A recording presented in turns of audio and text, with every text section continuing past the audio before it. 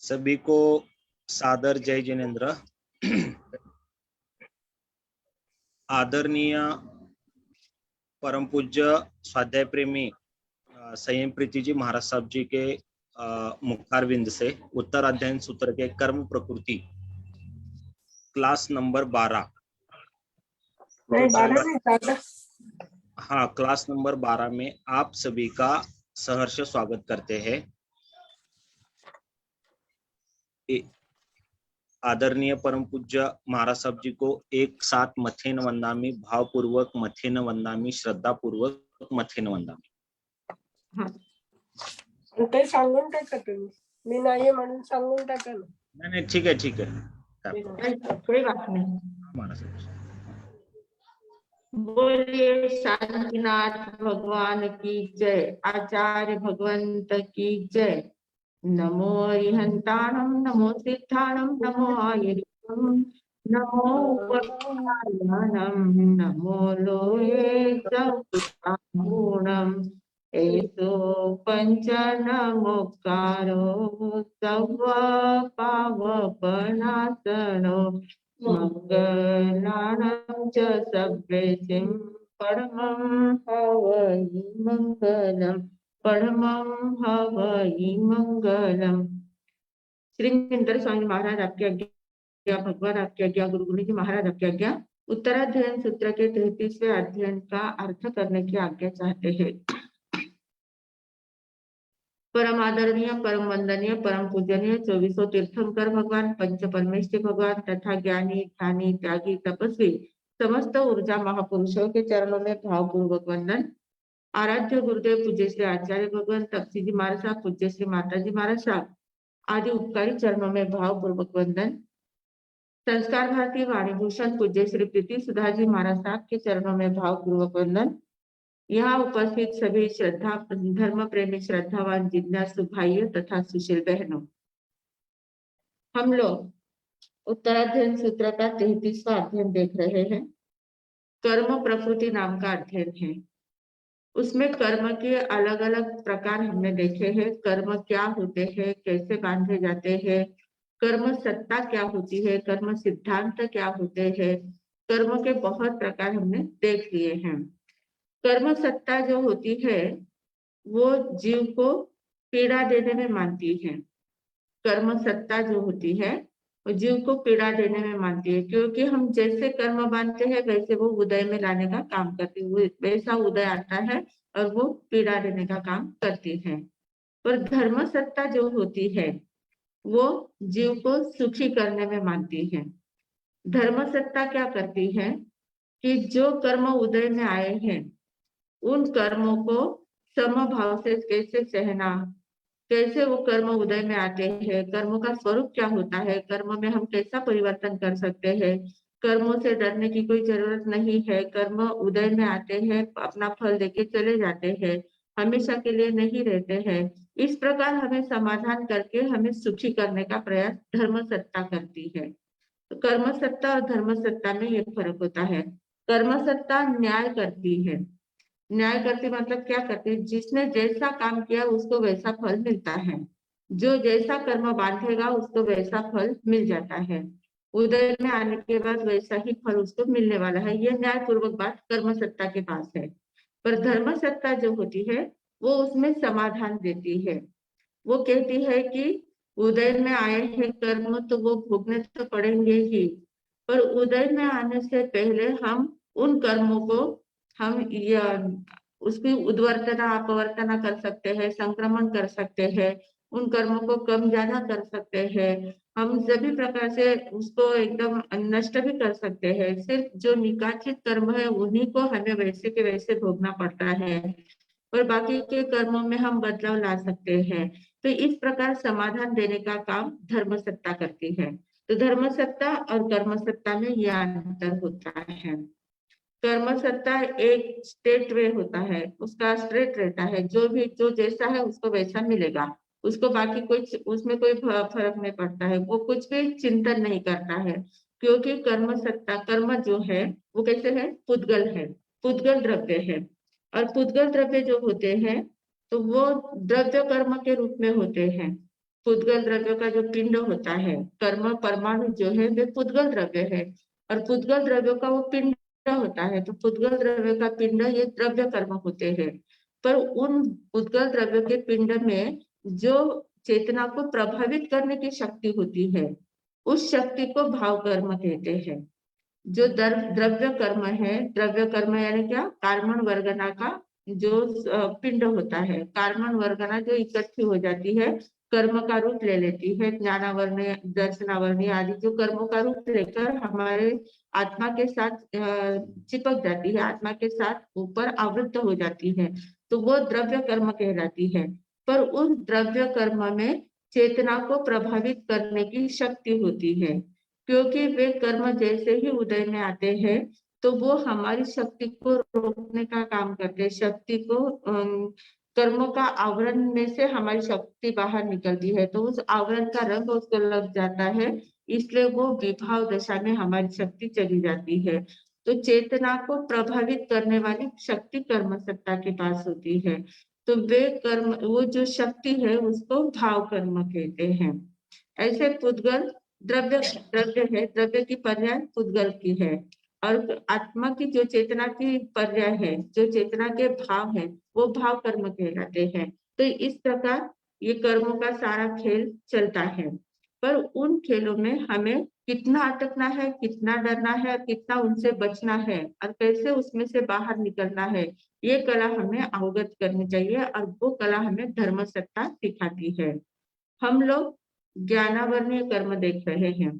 कर्म के जो प्रकृति बंध, स्थिति बंध, अनुभाग को देखे थे, प्रकृति, स्थिति, अनुभाग और प्रदेश, ये 4 प्रकार बंध के देखे थे। उसमें जो प्रकृति है, प्रकृति यानी स्वभाव, स्वभाव का भेद हम देख रहे हैं। स्वभाव में जो 8 प्रकार की मूल प्रकृतियां बताई हैं, और हमारे उत्तराधिकार सूत्र के 33वें अध्याय में चौथी गाथा में पहली जो मूल प्रकृति है ज्ञानावरणीय कर्म, उस ज्ञानावरणीय कर्म के उत्तर प्रकृतियां बताई गई है। चौथी गाथा में क्या कहा है, नानावर्णम पंचविहम सुयम आभिनिबोहियम ओहि नानम च तय्यम मन नानम च केवलम। यानी ज्ञानावरणीय कर्म जो है उसके 5 प्रकार है। उसमें सुयम आभिनिबोहियम, आभिनिबोहियम यानी मति ज्ञान, सुयम यानी श्रुति ज्ञान, और ओहि नानम च तय्यम तीसरा अवधि ज्ञान है, मन नानम च केवलम, मन पर ज्ञान जो है वो चौथा है, और 5वां केवल ज्ञान है। इस प्रकार 5 प्रकार की प्रकृतियां, उत्तर प्रकृतियां कही गई है।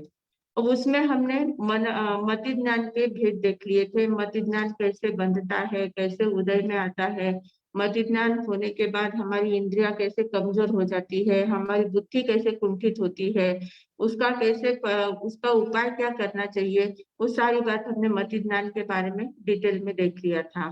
फिर श्रुत ज्ञान के बारे में तो और भी ज्यादा डिटेल में देखा था। श्रुत ज्ञान के कैसे कैसे प्रकार होते हैं, कैसे श्रुत ज्ञान वाले कर्म हमारे धारणा शक्ति को, मनन शक्ति को, चिंतन शक्ति को, अभिव्यक्ति की शक्ति को कैसे रोकता है, वे उसमें कैसे बाधा निर्माण करता है, और उन शक्ति को प्रकट करने के लिए हमें क्या करना चाहिए, वो कर्म क्यों बंधते हैं, और उनका उपाय क्या होता है, वे सारी बातें हमने देखने का प्रयास किया था।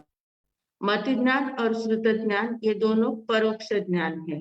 ये इंद्रिय और मन के द्वारा होते हैं, और इंद्रिय और मन के द्वारा होने के कारण से इंद्रिय और मन का सदुपयोग करने से, शुभ उपयोग में लगाने से, शुभ उपयोग करने से इनका क्षम हम कर सकते हैं।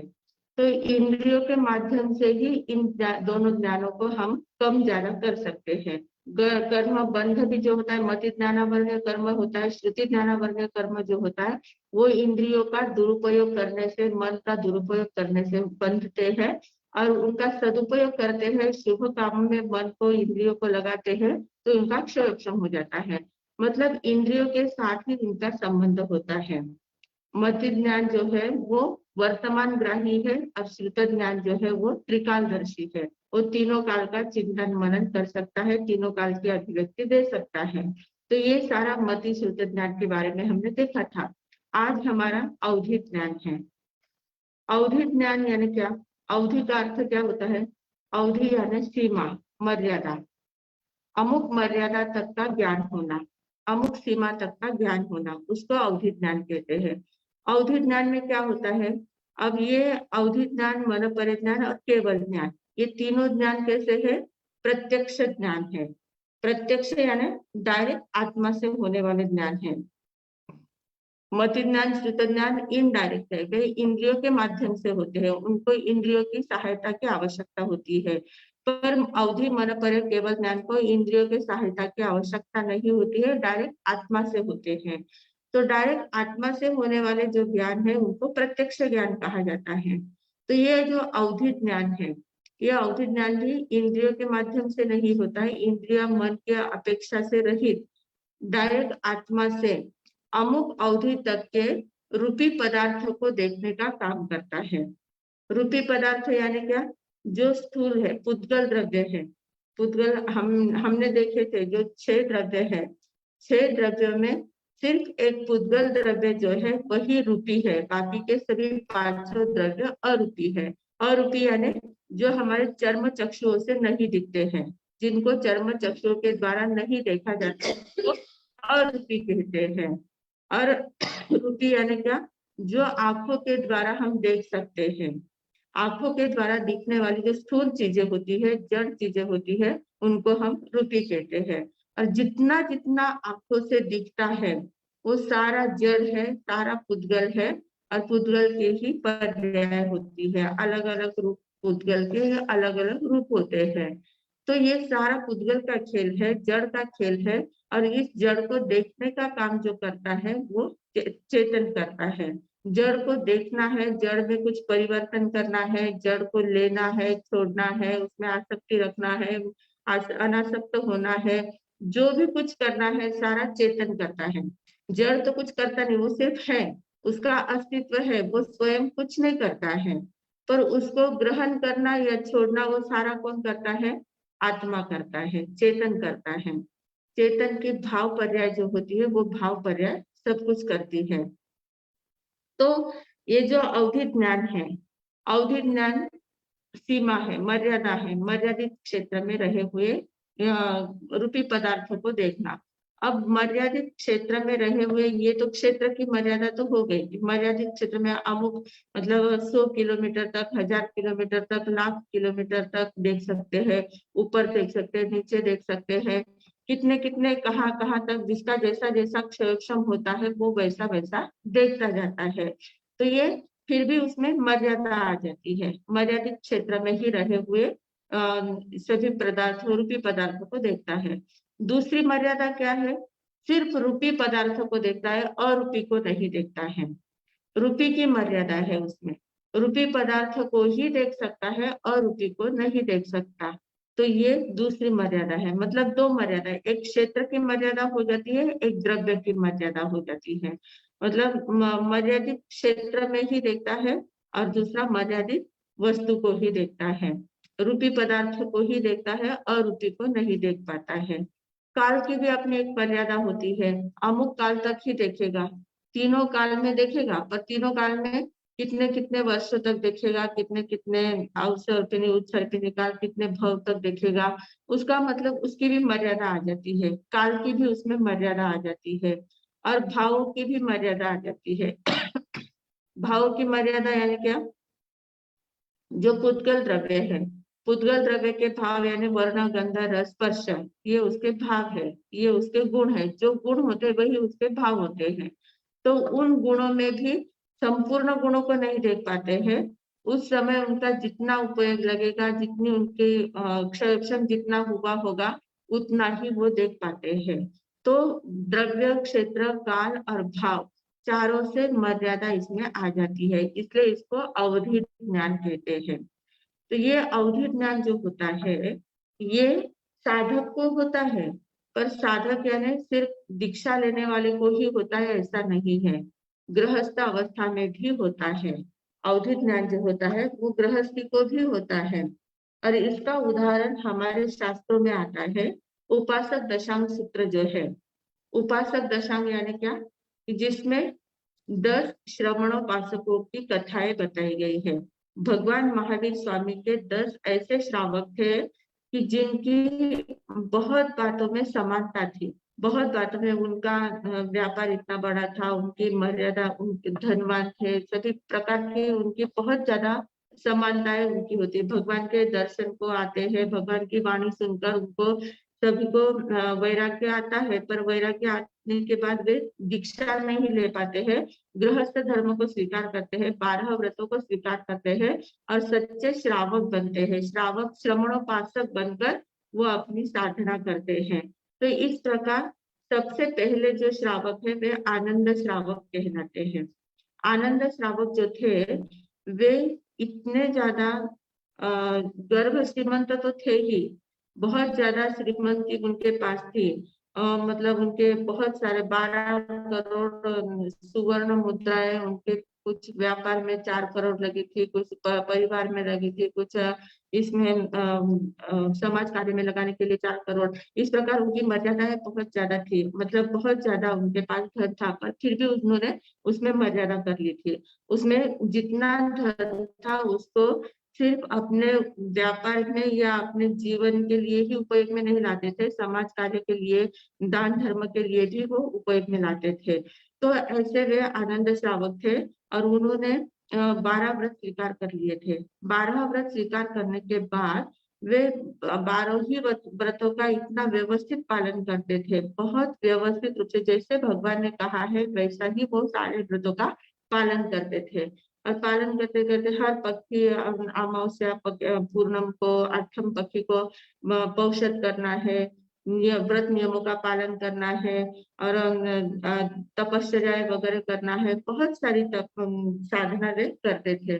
करते करते उनका जब अंतिम समय निकट आया तो अंतिम समय में उन्होंने संलेखना ग्रहण की थी, संधारा व्रत ग्रहण किया था।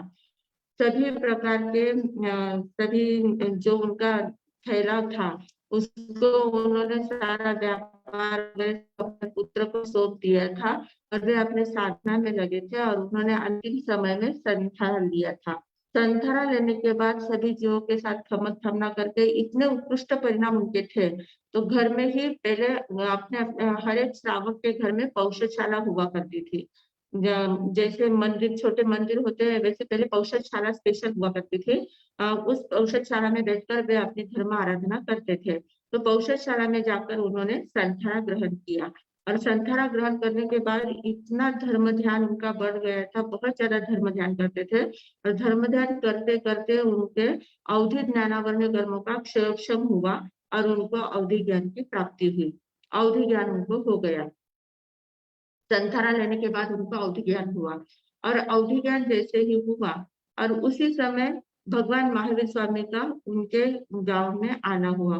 वे जहाँ पर रहते थे उस शहर में उनका आना पदार्पण हुआ और भगवान महावीर स्वामी वहां पधारे, पर इन्होंने तो संधारा ले लिया था, ये वहां दर्शन के लिए नहीं जा पाए। पर गौतम स्वामी जो थे, गौतम स्वामी बेले बेले तप का पारणा कर रहे थे और बेले का पारणा उनका था उस दिन। तो उन्होंने भगवान महावीर से पूछा कि मैं पारने के लिए जा रहा हूँ, आज्ञा ली भगवान की और पारने के लिए वो उस कोल्ला सन्निवेश में गए। वहां गए और वहां जाने के बाद सभी घरों में भिक्षा वगैरह ले रहे थे, गोचरी ले रहे थे। आहार लेने के बाद उनके कान में ऐसे शब्द आए कि लोग बातें करते ही है। तो बातें करते करते उन्होंने सुना कि जो आनंद श्रावक है उन्होंने संधारा व्रत ग्रहण किया हुआ है। तो जैसे संधारा व्रत ग्रहण किया ऐसा सुना तो उनको तो पता ही था आनंद श्रावक यानी भगवान महावीर के खास भक्त है, खास श्रावक है, प्रथम श्रावक है वो। तो उन्होंने कहा कि चलो आहार तो ले लिया है मैंने, पर अब जाते जाते पहले उनको आनंद श्रावक को मिल के जाना है, उनको दर्शन देना है, उनकी साथा पूछना है, फिर मैं भगवान के पास जाऊंगा। तो वे आनंद श्रावक के पास पहुंचे, वहां पहुंचे, उनके घर में पहुंचे तो आनंद श्रावक को तो इतनी खुशी हो गई कि साक्षात मुनिराज मेरे घर पे पधारे हैं। तो उनको बहुत आनंद हुआ, पर वो उन्होंने संध्या व्रत ग्रहण किया हुआ था, वे उठ नहीं रहे थे, अपने स्थान से नहीं उठ पा रहे थे। तो उन्होंने उनको नजदीक बुलाया और उनके दर्शन किए, गौतम स्वामी के दर्शन किए।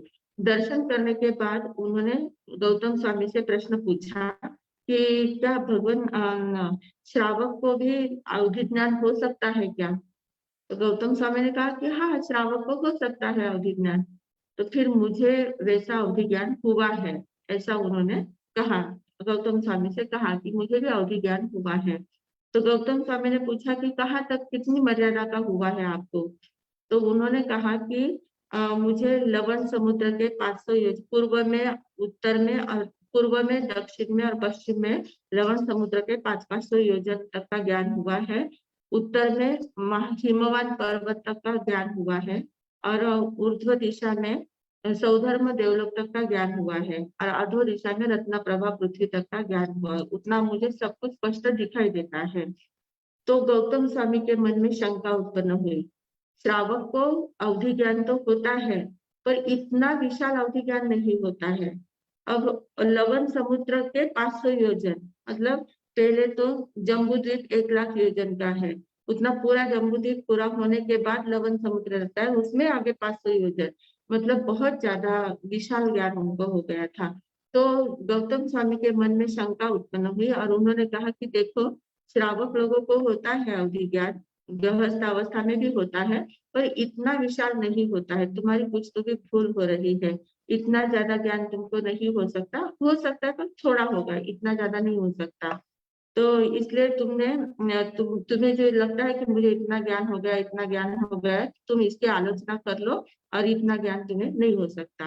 तो आनंद श्रावक ने कहा कि क्या सत्य बोलने से भी आलोचना करनी पड़ती है? सत्य बोलने से दोष लगता है क्या?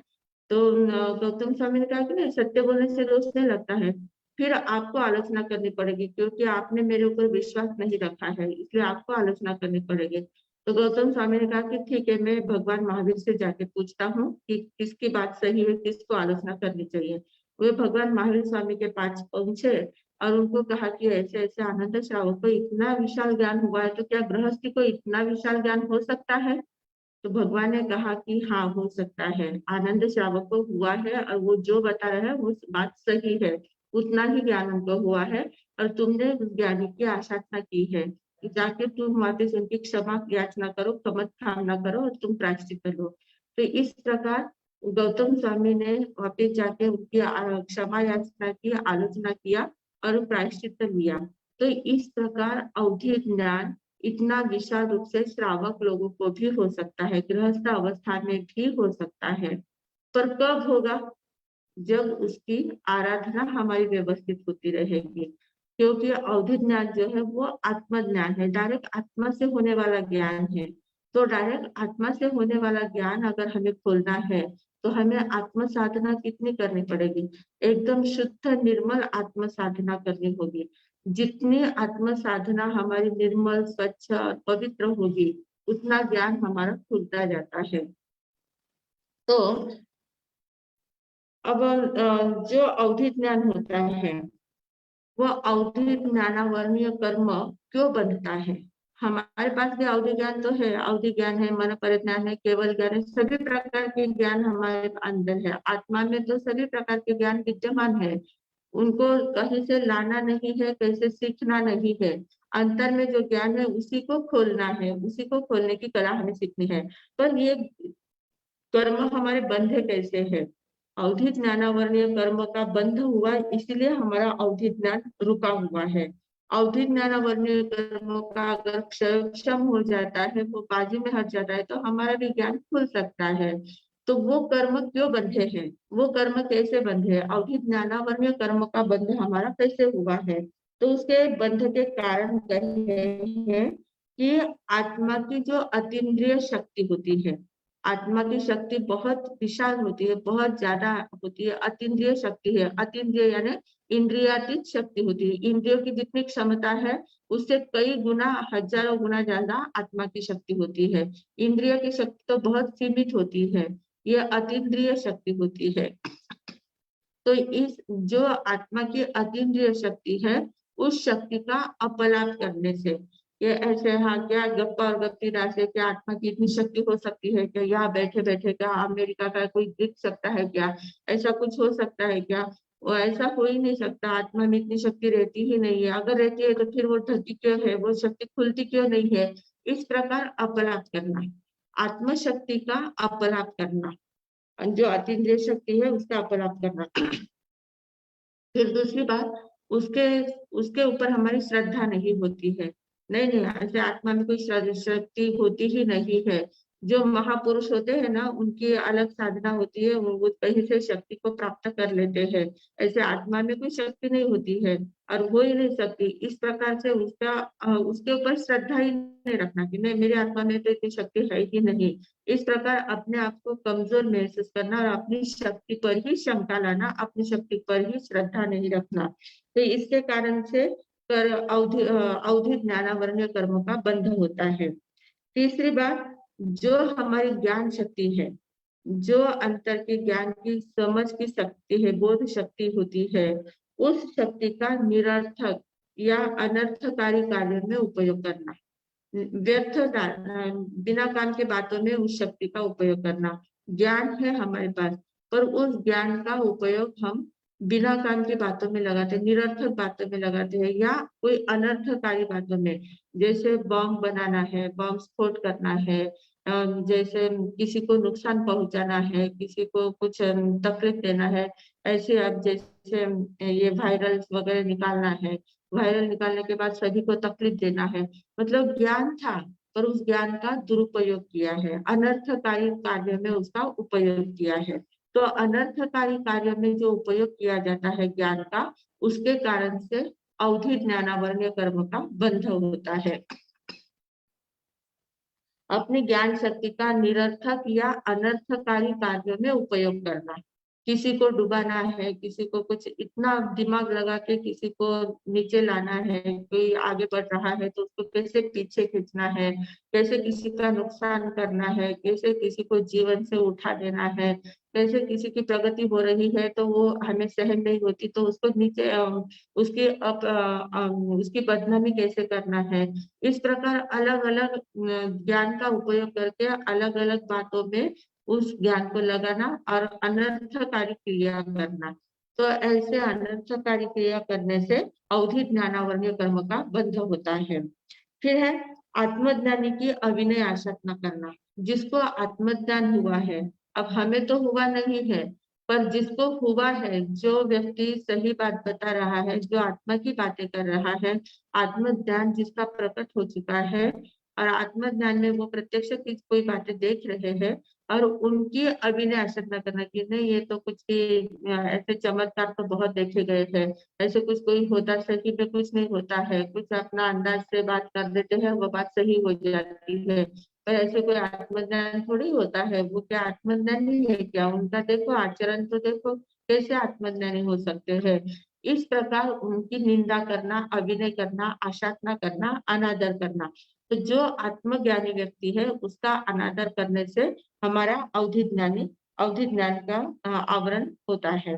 और फिर कोई आत्मज्ञान प्राप्त कर रहा है, कोई साधना कर रहा है, ध्यान साधना कर रहा है, जिसकी एकदम लय लग रही है, जो एक स्थिर हो रहा है, अपने आप में स्थिर होकर आत्मज्ञान की साधना जो कर रहा है, तो उस साधना करने वाले के बीच में रोड़ा अटकाना, उसको साधना करते करते उसमें डिस्टर्ब कर देना, उसकी साधना पूरी हो ही नहीं पाए इस प्रकार का वातावरण निर्माण करना और उसको एकदम साधना से रोक देना, उसके साधना में रोड़ा अटकाना। तो इस प्रकार खुद तो करते नहीं है पर दूसरा कोई करता है उसमें भी कुछ विघ्न उपस्थित कर देना। इस प्रकार के कार्य करने से अवधि ज्ञानावरणीय कर्म का बंध होता है। और ये अवधि ज्ञानावरणीय कर्म बंध होने के कारण से हमारा जो अवधि ज्ञान खुलना चाहिए, जो मर्यादित क्षेत्र में रहे हुए रूपी पदार्थों को देखने का जो ज्ञान है, वो ज्ञान जो खुलना चाहिए वो ज्ञान हमारा खुलता नहीं है। हमें कुछ भी नहीं दिखता है, हमें हमारी पीठ पीछे क्या है वो भी नहीं दिख पाता है, हमारे आगे दीवार के आगे क्या है वो भी नहीं दिख पाता है। इंद्रियों की शक्ति बहुत कमजोर है, इंद्रिया बहुत कम देखती है। जितना उसके रेंज में आता है उतनी ही बातें इंद्रिया देख सकती है, उसके आगे कुछ नहीं देख सकती है।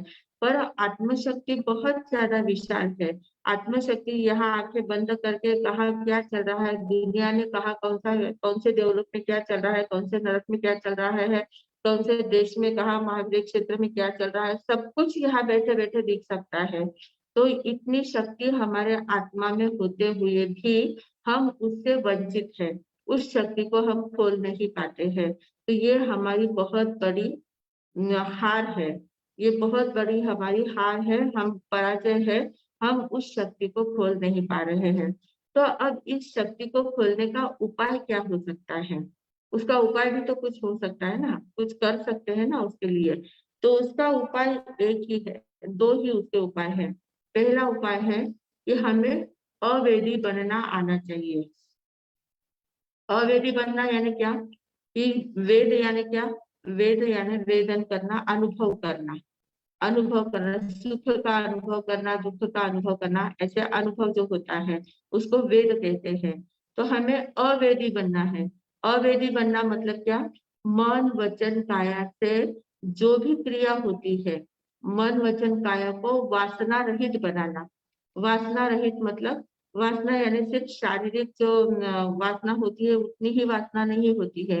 मन वचन काया की वासना, मन में जो भाव होते हैं हमारे कि मेरा बहुत नाम होना चाहिए, मुझे सबने अच्छा कहना चाहिए, मेरे मन जैसा पूरा वातावरण होना चाहिए, मुझे ये चाहिए, मुझे वो चाहिए, जो जो भी हमारी कामना रहती है, मन में जो जो भी इच्छाएं रहती है, जो जो वासनाएं रहती है, उन वासनाओं के पीछे हम लगे रहते हैं, इसलिए हमारी शक्ति अवरुद्ध हो जाती है।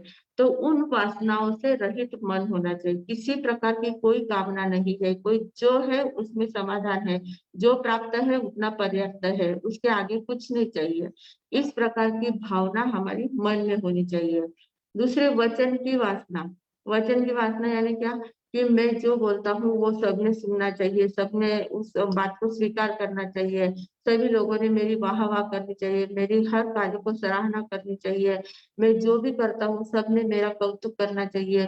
इस प्रकार सबके पास से अच्छा बोलने की अपेक्षा रखना और स्वयं भी अपने वचन का सबने आदर करना चाहिए, इस प्रकार की भावना रखना, ये वचन की वासना है।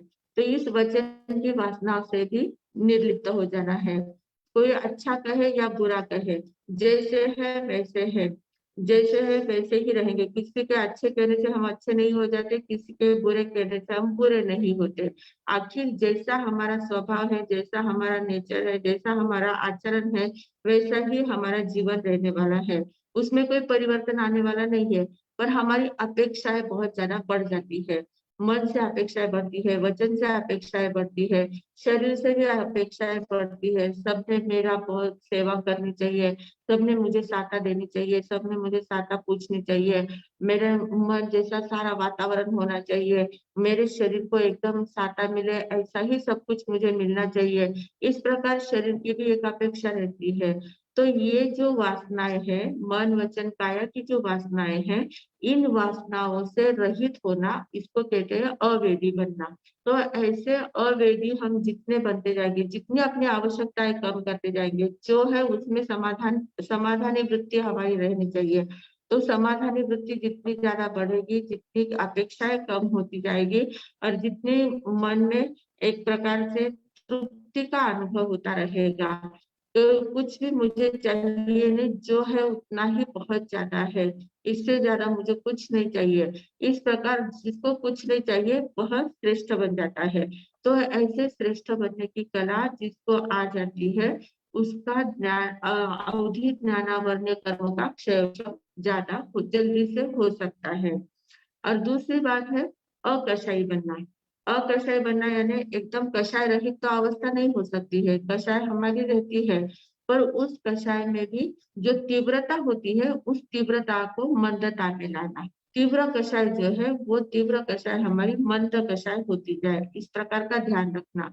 बहुत गुस्सा आता है तो गुस्से के ऊपर कंट्रोल करना है, गुस्से को समझ लेना है कि गुस्सा क्यों आ रहा है, ये मेरे अंदर से कषाय का उदय हुआ है इसलिए गुस्सा आ रहा है, सामने वाला तो सिर्फ निमित्त है। ऐसे तो बहुत निमित्त मिलते हैं, पर उन हर एक बार हम गुस्सा नहीं करते हैं, इस बार ही मुझे गुस्सा क्यों आ रहा है।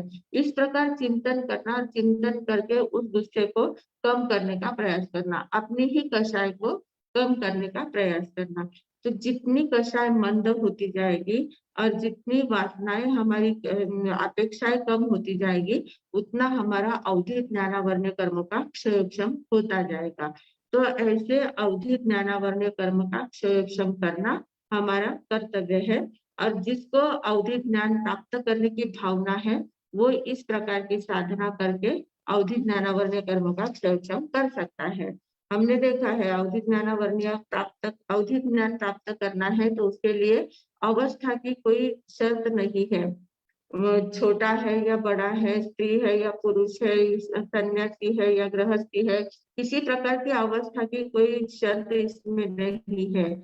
सिर्फ अवधि ज्ञानावर्णीय कर्मों का क्षयक्षम करना हमें आना चाहिए। अगर हम क्षयक्षम करते हैं, कषाय मंद हमारी होती है, अपेक्षा रहित जीवन हो जाता है, तो हमारा अवधि ज्ञान प्रकट होते देर नहीं लगेगी। तो इस प्रकार ये अवधि ज्ञान के बारे में हमने देखा है कि अवधि ज्ञानावर्णीय कर्म हमें कैसे हमारी शक्ति को रोकता है और कैसे हमारी शक्ति प्रकट हो सकती है। आगे है हमारा मन पर्याय ज्ञान। मन पर्याय ज्ञान यानी क्या कि ये तीनों ज्ञान प्रत्यक्ष ही है, तो इसमें भी इंद्रियों की आवश्यकता नहीं है, मन और इंद्रियों की आवश्यकता नहीं है। पर मन पर्याय ज्ञान क्या करता है कि सामने वाला जो व्यक्ति है, जो मनुष्य है, समनस्क है, जिसके मन में कुछ चिंतन चल रहा है, तो उस मन में चिंतन करने वाला जो व्यक्ति है उसके मनोगत भावों को जानना, मनोगत भावों को जानने की शक्ति जिसमें होती है उसको मन पर्याय ज्ञान कहते हैं। अवधि ज्ञान क्या करता है? सिर्फ रूपी पदार्थों को देखता है, जड़ पदार्थों को देखता है। पर मन पर्याय ज्ञान क्या करता है? मन की पर्याय को देखता है। मन में हम जो विचार करते हैं, किसी भी व्यक्ति का हो या वस्तु का हो या किसी क्षेत्र का हो, किसी का भी विचार करते हैं तो जो विचार करते हैं तो उस विचार की आकृति हमारे मन में तैयार हो जाती है। अब एक व्यक्ति का विचार किया तो व्यक्ति की आकृति हमारे मन में तैयार हो जाती है। जैसे गुरुदेव का स्मरण किया, गुरुदेव का स्मरण करते ही गुरुदेव की मूर्ति हमारे सामने आ जाती है, उनकी आकृति हमारे सामने आ जाती है। जिस क्षेत्र का हमने किसी क्षेत्र का याद किया है, कहीं हम घूम के आए हैं, कहीं जाके आए हैं और उस क्षेत्र की याद की तो पूरा वो दृश्य हमारे सामने आ जाता है। तो जो आकृति के रूप में हमारे सामने मन में जो धारणा हो जाती है, आकृति के रूप में धारणा जो होती है किसी वस्तु या व्यक्ति की, तो उसको कहते हैं कि मन की वो पर्याय है। जो आकृति के रूप में धारणा होती है उसको मन की पर्याय कहा जाता है और उस आकृति रूपी धारणा को मन पर्याय ज्ञानी देखते हैं। मन पर्याय ज्ञानी को वो जो आकृति बनी हुई है उस आकृति को देखने का काम मन पर्याय ज्ञान का होता है। तो मन पर्याय ज्ञानी मनुष्य के मन में जो भी विचार चल रहे हैं, जो भी चिंतन चल रहा है, जो भी आकृति उसके मन में बन रही है, उस आकृति को, उस विचार की तरंगों को देखने का काम मन पर्याय ज्ञानी करता है। तो ये मन पर्याय ज्ञान का बहुत बड़ा काम होता है। पर मन पर्याय ज्ञान प्राप्त करने वाला, जैसे हमने देखा कि अवधि ज्ञान में ऐसी कोई शर्त नहीं है कि कौन अवधि ज्ञान प्राप्त कर सकता है, कोई भी कर सकता है। छोटा बच्चा भी कर सकता है, बड़ा बुजुर्ग भी कर सकता है, युवा भी कर सकता है, प्रौढ़ भी कर सकता है, कोई भी कर सकता है, स्त्री भी कर सकता है, पुरुष भी कर सकता है, सभी लोग अवधि ज्ञान प्राप्त कर सकते हैं। पर मन पर्याय ज्ञान जो है, मन पर्याय ज्ञान के लिए बहुत शर्तें हैं, 9 प्रकार की शर्तें बताई गई है और उन 9 प्रकार की शर्तों में वे 9 के 9 शर्त जिसमें बैठती है उसी को मन पर्याय ज्ञान होता है। 9 प्रकार की शर्त यानी क्या कि वो मनुष्य ही होना चाहिए। पहली बात, सिर्फ मनुष्य को होता है, तिरंचन, देवता, नाती किसी को नहीं होता है, सिर्फ मनुष्य को होता है। मनुष्य भी कर्म भूमि वाला ही होना चाहिए, अकर्म भूमि वाले को, अंतर्द्वीप वाले को नहीं होता है। कर्म भूमि वाले मनुष्य में भी जो संख्यात आयुष्य वाले हैं, संख्यात आयुष्य वाले जो मनुष्य है उन्हीं को होता है। उसमें भी जो पर्याप्त अवस्था में है, अपर्याप्त अवस्था को नहीं, पर्याप्त अवस्था में जो है उसी को मन पर्याय ज्ञान होता है। पर्याप्त अवस्था होने के बाद जो सम्यक दृष्टि है, सम्यक दृष्टि वाला जो मनुष्य है उसी को मन पर्याय ज्ञान होता है, मिथ्या दृष्टि वाले को नहीं होता है। फिर सम्यक दृष्टि वाले में भी जो संयमी है, जिसने दीक्षा ले ली है, दीक्षा लेने वाले को ही होता है, जिसने 5 महाव्रतों को स्वीकार किया है उसी को मन पर्याय ज्ञान होता है। बाकी किसी जिसने श्रावक दीक्षा ली है उसको भी नहीं होता है, जो अव्रती है उसको भी नहीं होता है। फिर दीक्षा लेने के बाद भी जो अप्रमत्त अवस्था में रहता है, प्रमादी नहीं है, बिल्कुल भी प्रमाद नहीं करता है, अप्रमत्त अवस्था यानी सिर्फ आत्मचिंतन में ही रममान है, जो आत्मस्मृति में ही रममान करता है वो अप्रमत्त है। बाहर में जो जाता है, बाहर का जो चिंतन मनन करता है, बाहर में जिसका ध्यान चला जाता है वो प्रमादी कहलाता है। स्व में स्थित है उतनी देर तक अप्रमादी अवस्था है। तो ऐसे अप्रमत्त को ही मन परिज्ञान होता है। अप्रमत्त संयमी का होते हुए भी वो अगर रिद्धि संपन्न है उसी को मन परिज्ञान होता है, और रिद्धि संपन्न को नहीं होता है। जिसके पास रिद्धियां नहीं, सिद्धियां नहीं है, कोई आत्मशक्ति का जागरण नहीं हुआ है, अलग अलग प्रकार की शक्तियों का जागरण जिसका नहीं हुआ है, उनको मन परिज्ञान नहीं होता है। जिनको विशिष्ट प्रकार की शक्ति का जागरण जिसके अंदर हुआ है होता है उसी को मन परिज्ञान होता है। तो ये 9 बातें हैं। इद्धिपत अपमत संजय समदिति पचतग संख्यज वासाव्य कमभूम्य गभव कंतीय मनुष्यानम, ऐसे 9 बातें जिसमें होती है उसी को मन परिज्ञान होता है, बाकी किसी को मन परिज्ञान नहीं होता है। और मन परिज्ञान क्या काम करता है? सिर्फ समनस्क मनुष्य, जितने भी मनुष्य जाति, मनुष्य के जितने भी प्रकार है, मनुष्य जितने भी है, मतलब सन्नी मनुष्य जितने भी है, सभी मनुष्यों के मन की पर्याय, मनोगत पर्यायों को जानना और देखने का काम मनुष्य मन परिज्ञानी करता है। तो इस प्रकार ये मनुष्य मन परिज्ञान की विशेषता होती है। और ये डायरेक्ट आत्मा से होता है, इंद्रिय और मन से नहीं होता है, डायरेक्ट आत्मा से मन परिज्ञान का कार्य होता है। तो इतनी शक्ति जिसके पास होती है तो उसकी साधना भी कैसी होनी चाहिए? साधना भी उतनी श्रेष्ठ होनी चाहिए। अब 9 बातें बताइए, उसी में सभी प्रकार की साधनाएं आ ही गई है, पर फिर भी इसमें भी जब तक मतलब अप्रमत्त अवस्था में मन परिज्ञान होता है, पर प्रमाद अवस्था, क्योंकि अप्रमत्त अवस्था हमारी सिर्फ अंतर्मुहूर्त तक रहती है, ज्यादा देर तक नहीं टिक पाती है।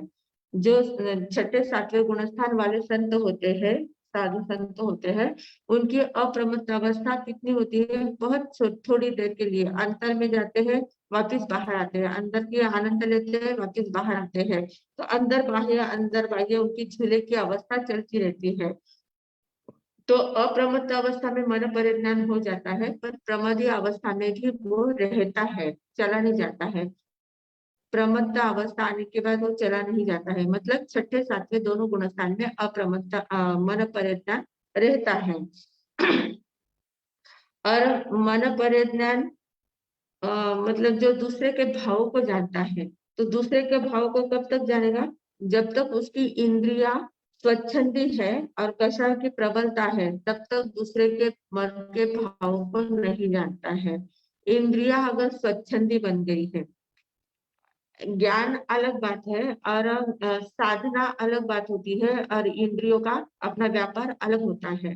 तो इंद्रिया क्या करती है? साधना के समय हम साधना कर लेते हैं, उस समय हम एकदम व्यवस्थित रूप से साधना कर लेते हैं, पर अन्य समय जो होता है उस समय अगर इंद्रिया स्वच्छंदता का आचरण करती है, मन में जो आया वो देखना, आंखों से जो अच्छा लगता है वो देखते ही जाना है, मुंह में जो आया वो बोलते ही जाना है, जैसे जो जो चीजें अच्छी लगती है वही खाना है, जो मतलब उसमें टेस्टी चीजें ही खाना है, बाकी की चीजों का नहीं, मतलब जो नहीं भाता है वो नहीं खाना है। इस प्रकार जो इंद्रिया जो मांगती है वही देना और इंद्रियों के अनुसार ही चलना, ऐसा अगर स्वच्छंद इंद्रियों की स्वच्छंदता रही तो मन परिज्ञान काम नहीं करता है। इंद्रियों की स्वच्छंदता में मन परिज्ञान काम नहीं करता है। और कषायों की प्रबलता रही, गुस्सा आता है, अहंकार जागता है कि देखो मैं तो इतना ज्ञानी हूँ, मुझे तो सब कुछ ध्यान में आता है, मैं सब कुछ समझ सकता हूँ, और उसमें कहीं माया कपट करनी है, कहीं लोभ जागृत हो जाता है। इस प्रकार कषायों की प्रबलता रही और इंद्रियों की स्वच्छंदता रही तो मन परिज्ञान प्राप्त नहीं होता है। तो मन परिज्ञान, जब तक दूसरों के मनों को जानना ये मन परिज्ञान का विषय है, पर वो दूसरों के मन को जानने के लिए पहले स्वयं का मन कितना निर्मल स्वच्छ होना चाहिए, पवित्र होना चाहिए। स्वयं की भूमिका जो है आत्म भूमिका जो होती है वे, क्योंकि विचार के तरंगों को पकड़ना है, तो विचारों के तरंगों को पकड़ने के लिए आत्म शक्ति की में भी उतनी स्थिरता होनी चाहिए। उतनी स्थिरता रही तो ही हम विचारों के तरंगों को पकड़ सकते हैं दूसरे को। इसलिए मन को एकदम स्थिर रखना और स्वच्छंदी बिल्कुल नहीं बनाना है, और कषाय को मंद करना है। ज्ञानावर्णीय कर्म का एक सर्वश्रेष्ठ उपाय सिर्फ एक ही है, कषाय को मंद करना। हर एक ज्ञान में आप देखेंगे कषाय को मंद करना है।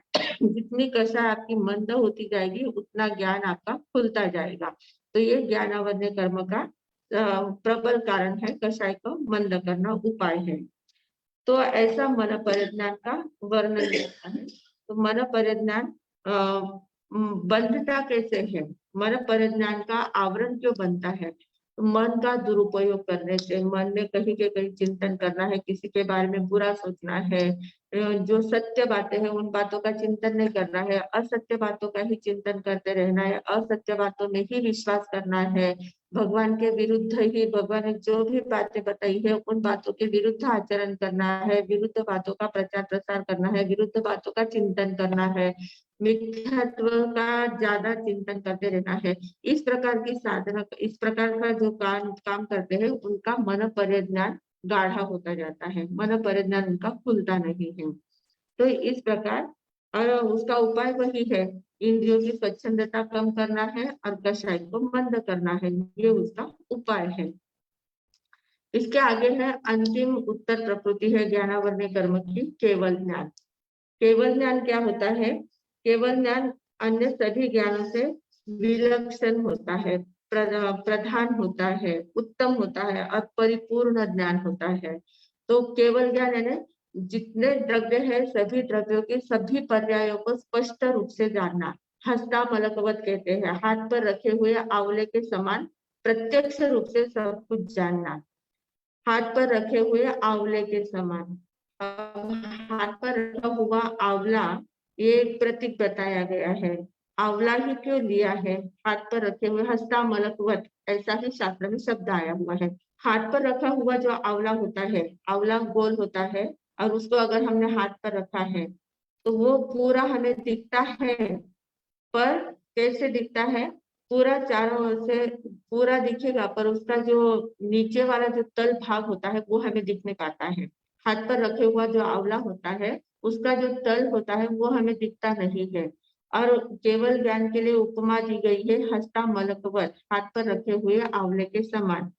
ये कदाचित ये चिंतन गलत भी हो सकता है, उत्सूत्र परिप्रेरणा नहीं करना है, पर फिर भी मन में ऐसा विचार आता है कि हाथ पर रखे हुए आंवले के समान कहा है, तो इसका मतलब क्या होता है कि जो उसकी शुरुआत है, आदि जो है, आंवले की जो शुरुआत है, नीचे का जो तल भाग है वो तल तो दिखता नहीं है हाथ पर रखे हुए आंवले का, नीचे का भाग हमें दिखता नहीं है, ऊपर का सारा दिखता है पर नीचे का नहीं दिखता है। मतलब केवल ज्ञानी जो होते हैं, केवल ज्ञान होने के बाद भी हम आदि की आदि नहीं देख पाते हैं, जीव की आदि कहाँ थी, जीव और कर्म की शुरुआत कहाँ से हुई है, ये बातें दिख नहीं पाती है, या दिखी तो भी उसका वर्णन नहीं कर पाते हैं, उसको कह नहीं पाते हैं। तो ये जो इसका नहीं तो अगर वो कह पाते थे, अगर वो सब बातें बराबर पूरी आदि भी अगर दिख सकती थी तो दर्पण मलकवत कहना चाहिए था, दर्पणा मलकवत कहना चाहिए था। दर्पण पर रखा हुआ आंवला तो वो नीचे ऊपर चारों ओर से पूरा दिख सकता था, तो वैसा नहीं कहा, हस्ता मलकवत कहा है, हाथ पर रखे हुए आंवले के समान कहा है। तो इसलिए मन में ऐसा विचार आया है कि कदाचित ऐसा हो सकता है कि जैसे हाथ पर रखे हुए आंवले की शुरुआत हम नहीं देख पाते हैं, उसके आदि नहीं देख पाते हैं, वैसे केवल ज्ञानी भी जीव और कर्म की आदि नहीं देख पाते हैं कि कहाँ से, इसलिए अनादि कहाँ है, उसकी आदि शुरुआत मालूम ही नहीं है। तो इस प्रकार ये, पर फिर भी ये केवल ज्ञान परिपूर्ण ज्ञान है। सभी द्रव्यों की सभी पर्यायों को जानने का काम केवल ज्ञान का होता है। तो ऐसा केवल ज्ञान हमारे अंदर है, पर वो दबा हुआ है, वो बंधा हुआ है, उसके ऊपर आवरण आया हुआ है, वो खुला हुआ नहीं है। तो उसको खोलने का हम संकल्प अगर दृढ़ कर सकते हैं, अगर दृढ़ संकल्प करें कि नहीं, मुझे केवल ज्ञान प्राप्त करना ही है, मुझे केवल ज्ञान प्राप्त करना ही है, मुझे वीतरागी बनना ही है, इस प्रकार का हम संकल्प करें, अंतर के मन से संकल्प करते जाते हैं, तो हमारी भूमिका तैयार हो जाती है। वैतरागी बनने का संकल्प हम करते हैं तो वैराग्य भाव हमारे अंदर अपने आप प्रकट होने लग जाता है, स्वतः वैराग्य भाव प्रकट होते अपने आप प्रकट हो जाता है, तो वितरागता हमारे जीवन में आने लग जाती है और करते करते हम कैवल्य तक पहुंच सकते हैं, हमारा मार्ग हमें मिल सकता है। इतनी शक्ति हमारे अंदर है और हमारे ज्ञान में भी इतनी शक्ति है।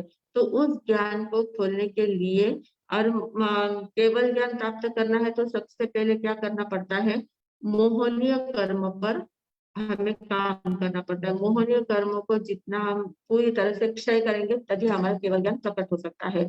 मोहनीय कर्म के ऊपर ही हमारा काम हो सकता है। मोहनीय कर्म जब तक है तब तक केवल ज्ञान नहीं हो सकता है। तो इस प्रकार पांचों ज्ञानों का हमने शॉर्ट में देखने का प्रयास किया है और इन ज्ञानों को प्रकट करना है। ज्ञानावर्ण्य कर्मों का सीखने का सार क्या है? ज्ञानावर्ण्य कर्मों का हमने इतने भेद देखे हैं, उसके कारण देखे हैं, उसके बंध के कारण देखे हैं, उसके उपाय देखे हैं, तोड़ने के उपाय देखे हैं, सब कुछ देखा है। इसका सार क्या है? तो सार यही है कि प्रतिदिन हमें उत्साह पूर्वक नया तत्व ज्ञान सीखना चाहिए। जो ज्ञानावर्ण्य कर्मों का अगर क्षयक्षम करना है, ज्ञानावर्ण्य कर्म का क्षय करना है, तो प्रतिदिन हमारा पुरुषार्थ क्या चाहिए कि नया तत्वज्ञान कुछ तो भी मुझे ध्यान में आना चाहिए, नया तत्वज्ञान मुझे सीखना है। प्रतिदिन नया तत्वज्ञान प्राप्त करना है और ज्ञान के जो साधन है उन साधनों को अत्यंत बहुमान पूर्वक उन साधनों का आदर करना है, अत्यंत बहुमान करना है। जो भी ज्ञान के साधन है, जो भी किताब है, पेन है, पुस्तक है, जो भी शास्त्र है, जो जो भी ज्ञान का साधन है, उन साधनों का हमें बहुमान करना चाहिए, आंतरिक मन से बहुमान करना चाहिए। फिर निस्वार्थ भाव से ज्ञान की विशेष आराधना करनी है। ऐसा नहीं रखना है कि मैं ज्ञान की आराधना करूंगा तो मेरा ज्ञान खुलेगा, ये भाव रखना नहीं है। निस्वार्थ सिर्फ ज्ञान की आराधना करनी है, ज्ञान अपने आप खुलने वाला है, पर उसके लिए ज्ञान खोलना है इसलिए नहीं करना है। ज्ञान तो खुलता रहेगा पर निस्वार्थ भाव से ज्ञान की आराधना करनी और ज्ञानावर्ण्य कर्मों का क्षय करके केवल ज्ञान प्राप्त करने के लिए निरंतर पुरुषार्थ करना चाहिए। कषाय को कम करने का पुरुषार्थ करना है, आंतरिक शक्तियों को खोलने का पुरुषार्थ करना है, जितनी मंद कषाय हो सके उतना मंद कषाय करने का प्रयास करना है। और ऐसा करते रहेंगे तो ये ज्ञानावर्ण्य कर्मों को सीखने का सार हमारे जीवन में आ सकता है। ज्ञानावर्ण्य कर्मों का क्षयक्षम करने का पुरुषार्थ हमारा जागृत हो सकता है, हमारी आंतरिक शक्ति जागृत हो सकती है और हमारा ज्ञान खुल सकता है। अब बहुत टाइम हो गया है, तो इस प्रकार ज्ञानावर्ण्य कर्म के भेद हमने देख लिए हैं। चौथी गाथा हमारी है, कल अवसर आने पर हम पांचवी गाथा देखेंगे, दर्शनावर्ण्य कर्म। दर्शनावर्ण्य कर्म के भेद, उसके कारण, उसके उपाय को सारा कल अवसर आने पर देखेंगे। आज इतना ही बोलकर मैं विराम लेती हूँ। ओम शांति।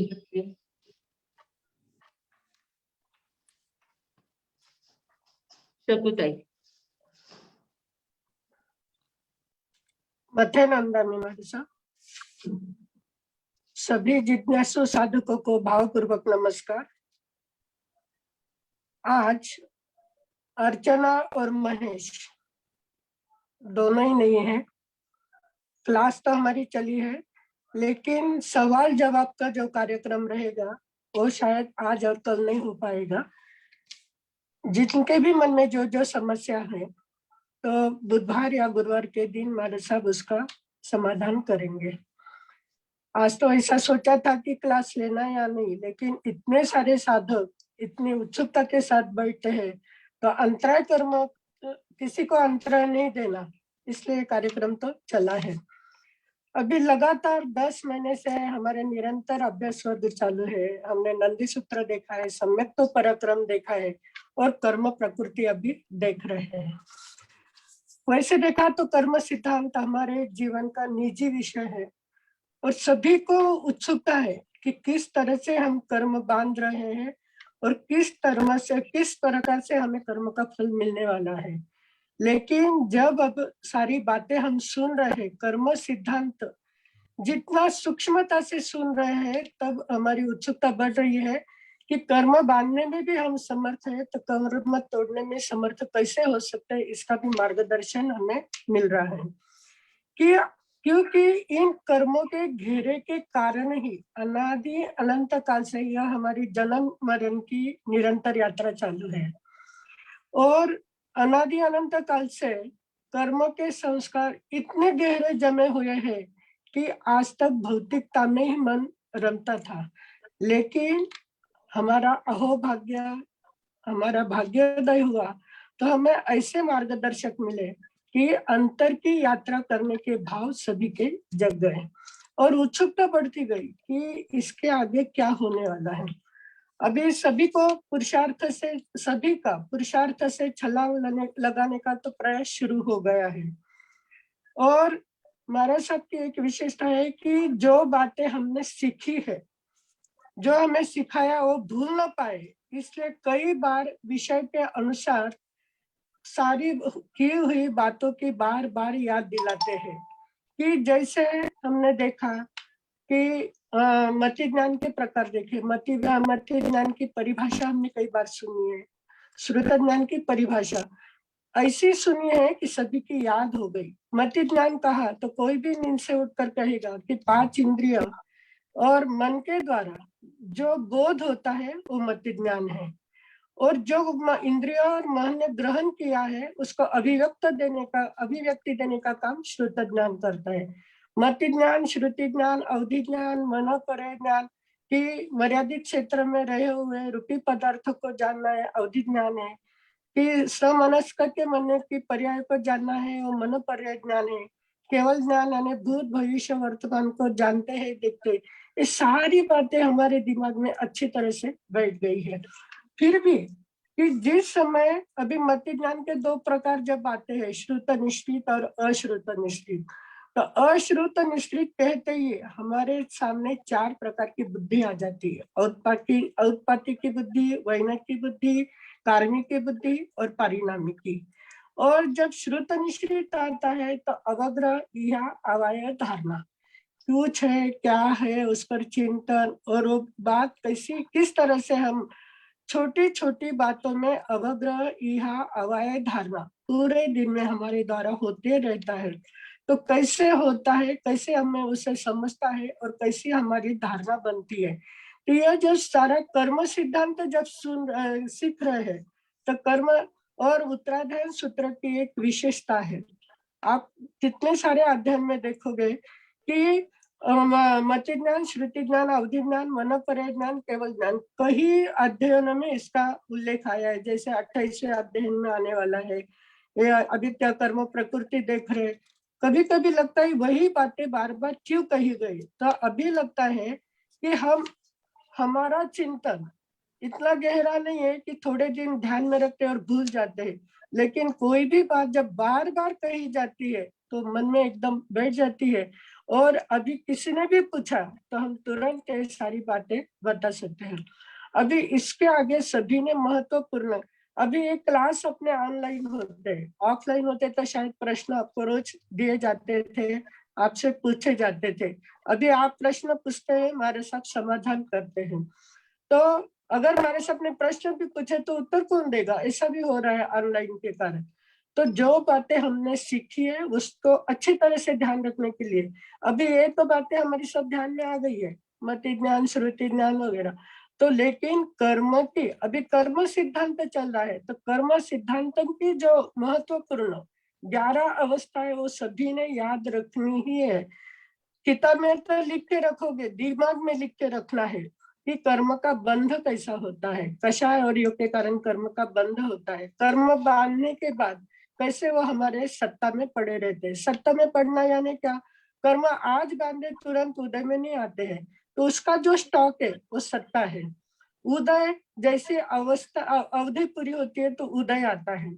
उदय आने के बाद उसके भी 2 प्रकार होता है, एक विपाकोदय और एक प्रदेशोदय कि एक कर्म उदय में आते, कितने दिन भर कर्म उदय में आते हैं और निर्जरित होकर चले जाते हैं। और कई कर्म ऐसे हैं कि उससे हमें सुख दुख की अनुभूति होती है, तो हम उसका कि अभी मेरा वेदनीय कर्म का उदय है या दर्शनावर्णी का है का ज्ञान, उसकी अनुभूति हमें होती है। अभी बंध सत्ता उदय, फिर उसके बाद है उदीरना। स्टॉक में काफी कर्म पड़े हैं, लेकिन आज दिन तक डर लगता था यार, बचपन से मैंने न जाने कितने सारे कर्मों का बंध किया होगा, कभी मुझे सुनने का मौका नहीं मिला, कभी मैंने चिंतन नहीं किया, भौतिकता में मेरा रमन होते रहा, न जाने मैंने कितने सारे कर्मों का बंध किया होगा, और यहाँ से अभी मेरा गमन कहाँ होगा, ये विचार बहुत सभी के मन में आता ही है। लेकिन अभी उसके भी उपाय हमें बता दिए कि उदीरना, कर्म उदय आने के पहले ही हम किस तरह से उदीरना कर सकते हैं, उद्वर्तना कैसे कर सकते हैं, यानी जो बांधे हुए कर्म है उसको बढ़ाते कैसे है या घटाते कैसे है। उद्वर्तन यानी बढ़ाना है, अपवर्तन यानी घटाना है। फिर संक्रमण भी हो सकता है, अशुभ से शुभ में आ सकते हैं, शुभ से अशुभ में भी जा सकते हैं, यानी संक्रमण है। फिर उसके आगे उपशमन है, उसके आगे निधत्त निकाचित। सब में निधत्त और निकाचित ये ऐसे कर्म है कि उसको हमें भोगना ही पड़ेगा। बाकी के जो कर्म बांधे हैं उस कर्म की हम निर्जरा कर सकते हैं, लेकिन इसलिए कर्म बांधते समय कषाय कितनी तीव्रता से, कितनी कषाय तीव्र है, सारा जो कर्म का जाला हमने बुन के रखा है वो कषाय के कारण बनाया हुआ है। तो अभी तो पता नहीं प्रमादी अवस्था में, अज्ञानी अवस्था में आज तक कितने सारे कर्म के जाले बुन रहे हैं, लेकिन अभी हमें पता चला है। तो इसके आगे जो भाग्यवान है कि छोटी उम्र में सीख रहे हैं, अभी कोई 70 के आगे चले गए हैं, फिर भी समय है कि जो भी कुछ किया है उसकी उदीरना हम किस तरह से कर सकते हैं, और जो बांधे हुए कर्म है उसका संक्रमण भी कर सकते हैं। तो यह बहुत बड़ी विद्या हम इस कर्म सिद्धांत के मार्ग द्वारा सीख रहे हैं। और लास्ट वाली जो 11वीं अवस्था है वो आबाधा काल, क्योंकि आज कर्म बांधे तुरंत आज उदय, अगले क्षण में उदय में आने वाले नहीं, जितने समय तक वो इसमें पड़े हैं उसको आबाधा काल कहते हैं।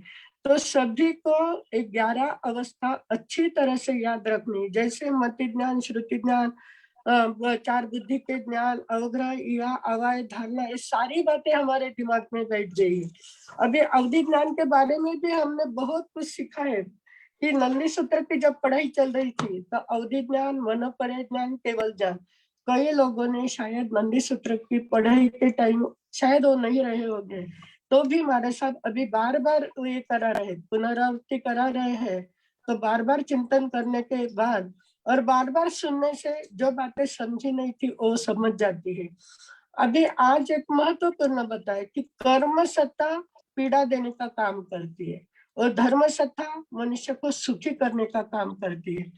कर्म सत्ता न्याय देती है, क्योंकि जो जैसे कर्म किया है उसके फल वैसे मिलने वाले हैं, लेकिन धर्म सत्ता उसमें समाधान देती है कि अगर आपने गलती से अज्ञानी अवस्था से प्रमादी अवस्था में जो बांध लिए, लेकिन बांधे है, लेकिन अभी उस कर्म को किस तरह से हमें कम करना है, यश का समाधान कौन देते हमें, धर्म सत्ता देती है। कर्म सत्ता कैसी है, जड़ है, पुद्गल है, और कार्बन वर्गना का पिंड जो हम इकट्ठा करते हैं कि कार्बन वर्गना पूरे विश्व में व्यापी थे, शांत बैठे हुए, लेकिन ऐसा कुछ प्रसंग आया, क्रोध का प्रसंग आया, क्रोध हुआ तो तुरंत कार्बन वर्गना के क्रोध के परिमाण कर्मन पुद्गल के आकाश आकर आत्मा को आवृत कर देते हैं। तो ये सारे काम क्या है, द्रव्य कर्म, और द्रव्य कर्म आपके पास आ रहे हैं, लेकिन भाव कर्म कैसे है उसके कारण से उसकी स्थिति, अनुभाग, फल जो कुछ है वो किसके कारण से बनते हैं, भाव कर्म से। तो द्रव्य कर्म और भाव कर्म, और कितने कर्म बांधे हो, धर्म सत्ता सिखाती, बांधे सो बांधे, डरना नहीं, अभी इससे बाहर कैसे निकलना है इसका प्रयोग हमने करना है। तो बार बार हमारा सब बता रहे कि ज्ञानावर्णीय कर्म, दर्शनावर्णीय कर्म, कितनी बातें आप लोगों ने 3-4 दिन से मैं सुन रही थी, लेकिन बोल नहीं पा रही थी, लेकिन कि दर्शनावर्णीय कर्म और ज्ञानावर्णीय कर्म कितनी सहजता से कैसे चलते चलते हम बांध लेते, कितने लोगों को अंतराय दे देते, कितनी ज्ञानी की अवहेलना कर लेते हैं, ज्ञान के साधनों की अवहेलना हमारे द्वारा कैसी हो जाती है। तो ये सारी बातों के पीछे काम क्या कर रहा है, कौन कर रहा है, कषाय काम कर रहा है। तो इस कषाय को कम करने का, कषाय को कम करने से ही हमारे जो ज्ञानावर्णीय कर्म पर, एक ज्ञानावर्णीय कर्म के कारण अवधि ज्ञान, मनोपर ज्ञान, केवल ज्ञान, जो भी सारे ज्ञान है, तो सारे ज्ञान के इसमें अरेंज में आने वाले हैं। तो इस ज्ञानावर्णीय दर्शनावर्णीय कर्म का क्षय अगर हमारे द्वारा होते रहा तो ये अगली छलांग हम लगा सकते हैं। अवधि ज्ञान कौन सी भी अवस्था में कोई भी प्राप्त कर सकता है, गृहस्थी भी कर सकते हैं, साधु भी कर सकते हैं। तो अवधि ज्ञान प्राप्त करने के लिए पहले तो मति ज्ञान और श्रुति ज्ञान, यही हमारा निर्मल ज्ञान होने लगेगा, तब आगे की स्टेप करने, क्योंकि गुणस्थान की जो 14 सीढ़ियां देखी, तो ये ज्ञान के द्वारा ही सारे कर्मों का किस तरह से क्षय करना है और क्षय करते करते आगे कैसे बढ़ना है, ये सारा मार्गदर्शन। और मारे साहब एकदम सीधी सरल भाषा में बता रहे हैं कि किसी के मन में कोई भी प्रश्न आता है तो ज्यादा में ज्यादा वो समस्या का समाधान देने का प्रयास कर रहे हैं। आप सभी के मन में काफी प्रश्न आज भी उठे होंगे, क्योंकि ये इंटरेस्टिंग क्लास है, ये हमारा निजी विषय है ना कर्मों का, तो हमें आगे बढ़ना है, तो हम उसके लिए काफी प्रश्न पूछते हैं। और प्रश्न पूछते अभी हम संसार में रहते, तो संसार में रहते रहते कितने प्रकार की ज्ञान की अवहेलना हमारे द्वारा हो जाती है। जैसे हमारे सामने उस दिन बताया था कि रति का उपयोग भी हम कैसे करते हैं, गंदगी उठाने के लिए करते हैं, जलाने के लिए करते हैं, फेंकते हैं, फाड़ते हैं, पता नहीं होता, ऐसा लगता है क्या पेपर तो है, निर्जीव है, ऐसा सोच के, लेकिन उस पर भी अगर अक्षर लिखे हुए हैं तो अक्षर ज्ञान है, तो उस अक्षर ज्ञान की भी अवहेलना हमारे द्वारा नहीं होनी चाहिए। तो इन सारी बातों का अगर हम विचार करते रहेंगे, तो विचार करते करते निश्चय में जब हमारा चिंतन बढ़ता है तो अपने आप कषाय कम होती है, कषाय कम होती है, आसक्ति कम होती है, आसक्ति कम होने के कारण निरपेक्ष भाव हमारे में आता है, अवेदी अवस्था आ जाती है कि बस जो है उसको समभाव से खाली भोगना है। तो यह सारा चिंतन चिंतन कब शुरू होगा कि इतनी सारी बातें हम रोज सुनते हैं, क्लास होने के बाद सभी ने सोते समय मन में विचार करना है कि आज कौन सा नया पाठ हमें मिला। हमारे साहब ने बताया है कि ज्ञानावर्णीय दर्शनावर्णीय कर्म का अगर हमें क्षय करना है तो प्रतिदिन नया पाठ सीखना पड़ेगा। तो नया पाठ सीखना यानी जो जो बातें हुई उस पर चिंतन करना है, और सभी ने एक एक गाथा पूरी नहीं हुई, जैसे मास्टर्स ने खाली 2 शब्दों का ही याद करने का प्रयास किया था, तो आप आधी आधी लाइन पाठ करते रहो। लेकिन ये परसों भी बताया था कि कोष्ठ बुद्धि, बीज बुद्धि, पदानुसारिणी बुद्धि और कोष्ठ बुद्धि। कोष्ठ बुद्धि में क्या रहेगा, जो आपने स्मरण किया है, जो आपने याद किया है, वो इस जन्म में भी और आगे जन्म में भी साथ में आएगा। यहाँ पर बहुत सारा पढ़ लिया, बहुत सारा लिख लिया, बहुत सारा सुन लिया, तो इस जन्म का ही पुण्य का बंध होगा, आगे वो ज्ञान की जो बढ़ोतरी होने वाली है उसमें रुकावट आएगी। इसलिए सभी ने प्रयास करना है कि ज्ञान के साथ पठन भी हमारा होना चाहिए।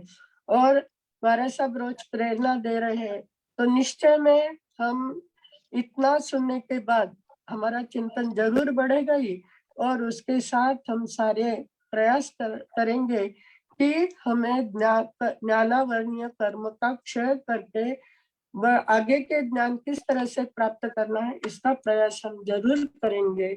इसी मंगल भावना के साथ मैं विराम लेती हूँ।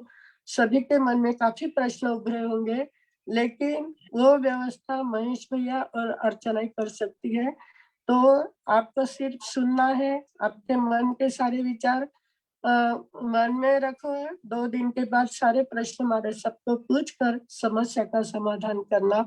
इसी मंगल भावना के साथ मैं विराम लेती हूँ। वर्धमान एजुकेशन रिसर्च सेंटर की ओर से आप सभी का बहुत बहुत धन्यवाद, बहुत बहुत आभार। और महाराज साहब इतना प्रयास करके, वैसे देखे तो 2 दिन से महाराज साहब की तबीयत ठीक नहीं थी। मुझे तो लगा था आज का क्लास होगा या नहीं, लेकिन पता नहीं, वो बोलते हैं कि मंडे आते ही मेरा स्वास्थ्य ठीक हो जाता है, क्योंकि सारे साधक इतनी साधना में जुड़े हुए हैं, तो आप सभी के वाइब्रेशन उनके पास पहुंच जाते हैं। और कल तो उनकी स्थिति बहुत ही थी, तो मुझे तो लगा था कि कल का क्लास होगा या नहीं, लेकिन आज तो सुबह ही बोले नहीं, एकदम ठीक हो, क्लास अच्छी तरह से होगा। तो हमारी सभी की भावना उनके साथ हमेशा साथ में रहेगी और उनका मार्गदर्शन हमें मिलता रहेगा। इसी मंगल भावना के साथ मैं विराम लेती हूँ। मंगल पाठ सुनाएंगे या 2 शब्द को उस दिन चंचल ताई ने प्रश्न पूछा था कि जो गणधर लोग होते हैं वो उनको जब त्रिपदी का ज्ञान जब प्राप्त हो जाता है, मतलब त्रिपदी सुनकर उनका जो 14 पुरों का ज्ञान खुलता है, तो उनको मन परिज्ञान उस समय होता है क्या? तो उस समय सभी गणधरों को मन परिज्ञान नहीं होता है। मन परिज्ञान तो स्पेशल साधना है, जब रिद्धि सिद्धि संपन्नता जब बढ़ती जाती है तब मन परिज्ञान होता है। सिर्फ ज्ञान होने से 14 पुरों का ज्ञान होने से मन परिज्ञान नहीं हो सकता है। तो सभी गणधरों को होता ही है ऐसा नहीं है, जो साधना करता है उनको उस समय ज्ञान होता है। बाकी छाया भाई को पचकान देने हैं शायद, तो हाथ जोड़ ले सब, जिनको पचकान लेना है हाथ जोड़ ले। हाथ जोड़े बिना आसनम पाणम थायमम सायमम सूर्योदय उपरांत नैखाव पूजिते चार्य पचकान नौकाची पोरशी देर पोरशी आपापल्या प्रमाणे उपयोगित पचकांतर घंटे पड़ी कम्यानी तेगरी है वो सिरे 2 घंटे तक कथा वार्ता करना नहीं, ऐसे उदाहरण प्रमाणे उपयोगित पचकांतर घंटे पड़ी कम्यानी तेगरी है वो सिरे। और बाकी सभी के प्रश्नोत्तर जो भी होंगे वो परसों अपन देखेंगे अवसर आने पर। कल भी हमारा ऐसा ही क्लास होगा, सिर्फ हम दोनों का ही बोलना होगा, प्रश्नोत्तर परसों देखेंगे। ऐसा भी अवसर रहता है, ऐसा एडजस्ट करना हमारा काम है। ठीक है, ओम शांति शांति शांति। गुरुदेव की आज्ञा से चत्तारी मंगलम अजंता मंगलम सिद्धा मंगलम साहू मंगलम केवली पंडितो धम्मंगलम चत्तारी उत्तमा अजंता उत्तमा सिद्धा उत्तमा साहू उत्तमा केवली पंडितो धम्मो चत्तारी शरणम पवज्जामि अहंते शरणम पवज्जामि सिद्धे शरणम पवज्जामि साहू शरणम पवज्जामि केवली पंडितम धम्मम शरणम पवज्जामि। 4 मंगल, 4 उत्तम, 4 शरणा, दुख हरणा सुख करना वरण शरणा कोई, जो भवित प्राणी आदरे तो अक्षय अमर पद होय। बोले भगवान महावीर स्वामी की जय, आचार्य की जय, पूज्य श्री माता जी महाराज साहब की जय, सब साधु संतन की जय, संस्कार भारती वाणी पूज्य श्री प्रीति सुधा जी महाराज साहब की जय, आज के आनंद की जय। हाँ,